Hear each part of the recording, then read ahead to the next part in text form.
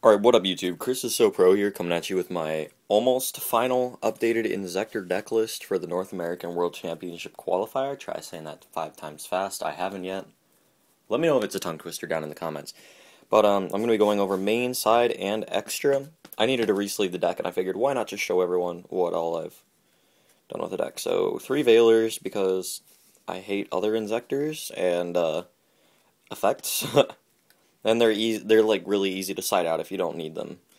Triple Tour Guide and 1 Sangen. Self-explanatory there. Get your stuff to hand faster, bring out Exceeds, etc., etc., etc. Inzektors, Triple Dragonfly, Triple Centipede, Triple Hornet, 1 Ladybug for rank 5s, and just adding stuff to hand without popping, and 1 Gigamantis. I thought about Hopper, and I decided that I just cannot run Hopper. That card is garbage and too slow. And then for Saki cards, 1 Gores, 1 Dark Armed, and 1 BLS. I realize I'm only running 3 lights in the main and like maybe 2 or 3 in the extra deck for BLS. And Graveyard Control is a bit difficult with Dark Armed, but you need Saki cards to win. That's just a given right now. And Dark Armed on BLS can help the OTKs go faster if you get the right stuff at the right time, which has happened a lot to me. Triple MST, because spells and traps suck. Double Sword to help with the OTK faster. I like 2 over 1, because if your opponent puts some stuff like Macrocosmos out on the board, then you just set your monster up with your equip, set it up with the sword, and just start wrecking shit up. An Allure, a Foolish Burial, it's an easy card to side out, and it's good whenever you draw it. Monster Reborn, a Book of Moon, Heavy Storm, Dark Hole. Yeah, pretty much staples. And for traps, it's still basic lineup. 2 Call of the Haunted, 2 Torrential Tribute, the Solemn Brigade, and the 1 tech card that's been helping me out a lot. I'm teching a D-Prison. I might even try to fit a second one in. I mean, it's so good against Dino Rabbits, Heroes, all that. I mean, I've seen some Guaibas, and it's just like, D-Prison your Guaiba, and they can't do shit to get over it. Going over the extra board, I've done a lot of tweaking to it just because I took out, as you probably saw, I took the Mind Control out of the main deck. So for Synchros, I'm only running an Armory Arm and a Scrap Dragon. Pretty much just the cards that can benefit from special summoning a Veiler with like a Reborn or Call, and then going for broke, or if you have to normal summon the Veiler to get them out and start going for your combos. I kept in the main 2 that would only be good for that, because Catastrophe was really only good for,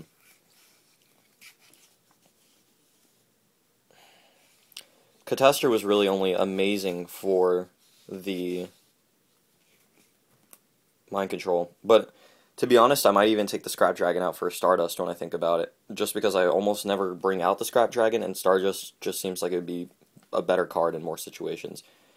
Exceeds, a Zen mains, a Tempo. This guy is fucking broken. He's amazing. Permanent attack increase, and he just stops your opponent's Zen mains. A Giga Brilliant, 1 Leviathan Dragon, 1 Acid Golem, which sucks because if I somehow make top 6, I'm going to have to take this out. It's a really awesome beater that just gets over Gores and stuff. I'm running 2 Leviaires, just because I found so many situations where I'm going to need a second Leviaire. Like if they bottomless the first one or get rid of the first one, I'm kind of boned if I have a lot of stuff removed. A Roach for Dragons, a Utopia. I might even take out the Utopia for My Stroke. I'm not even sure yet. Might even take something else out for My Stroke. 1 Crimson Armor Ninja, 1 Adrius, and 1 Tyrus for level 5s. And Photon Strike Bouncer, I debated taking it out because of,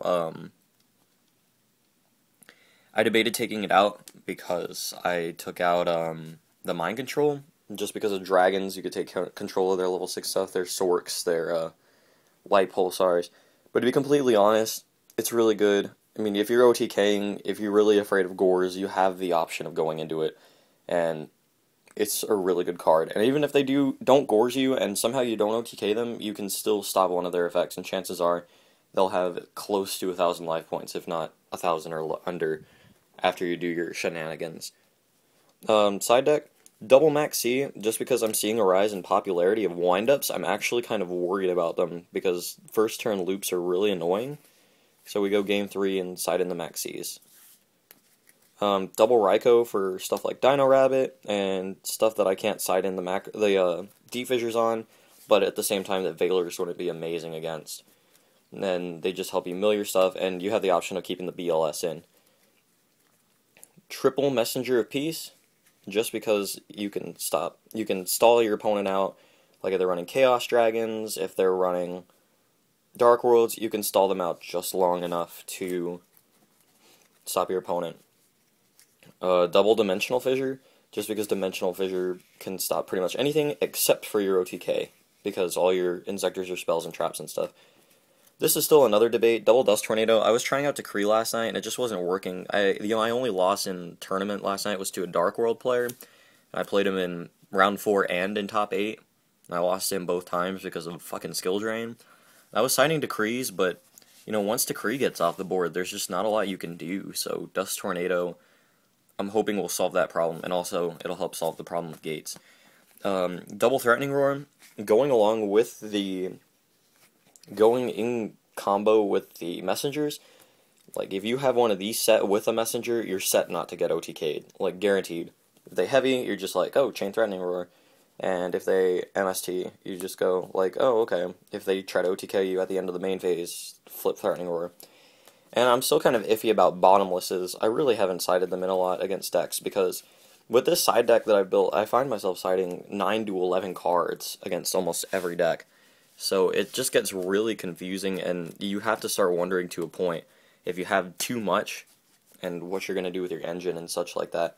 It gets really confusing, but I hope you enjoyed this. To all my haters out there that give me the thumbs downs all the time, thumbs down away if you really feel like you should. But remember, it's a deck. It's what I'm running, and there are people that care. But rate, comment, subscribe, and peace out.